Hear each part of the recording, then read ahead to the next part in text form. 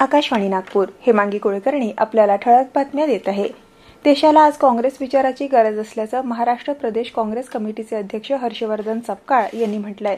भारतीय राष्ट्रीय काँग्रेस पक्षाच्या 140व्या स्थापना दिनानिमित्त काल मुंबईत टिळक भवन इथल्या पक्ष कार्यालयात झालेल्या कार्यक्रमात ते बोलत होते।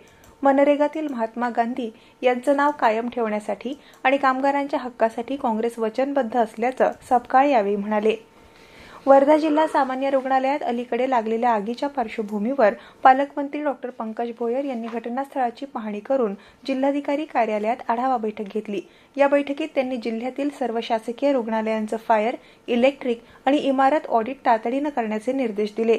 आगीच्या कारणांचा सखोल तपास करण्यासाठी गठीत समितीने चौकशी करावी, तसंच भविष्यात अशा घटना टाळण्यासाठी तज्ज्ञ संस्थांची मदत घ्यावी, असं त्यांनी स्पष्ट केलं।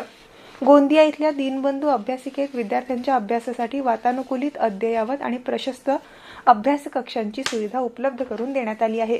प्रत्येक विद्यार्थ्यासाठी स्वतंत्र कंपार्टमेंट, मोफत इंटरनेट, ई-लायब्ररी तसंच स्पर्धा परीक्षांसाठी आवश्यक पुस्तकं आणि मराठी, हिंदी, इंग्रजी वर्तमानपत्रांची सोय करण्यात आली आहे। भंडारा जिल्ह्यातील तुमसर पोलीस स्टेशन हद्दीत उपविभागीय पोलीस अधिकाऱ्यांच्या नेतृत्वाखाली अवैध मद्य गाळप आणि विक्री विरोधात मोठी कारवाई करण्यात आली।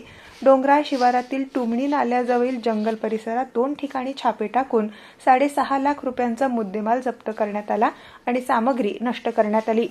भंडारा जिल्ह्यातील लाखनी तालुक्यातील कवलेवाडा ग्रामपंचायतीत ग्रामस्वच्छता अभियानाअंतर्गत स्वच्छता मोहीम राबवण्यात आली। दर आठवड्याला होणाऱ्या मोहिमेत ग्रामपंचायत पदाधिकारी आणि ग्रामस्थांनी उत्स्फूर्त सहभाग घेतला। महिला क्रिकेटमध्ये श्रीलंकेविरुद्धचा चौथा T20 सामना भारतानं 30 धावांनी जिंकला। काल तिरुवनंतपुरम इथं झालेल्या सामन्यात भारतीय महिलांनी प्रथम फलंदाजी करत 221 धावा केल्या।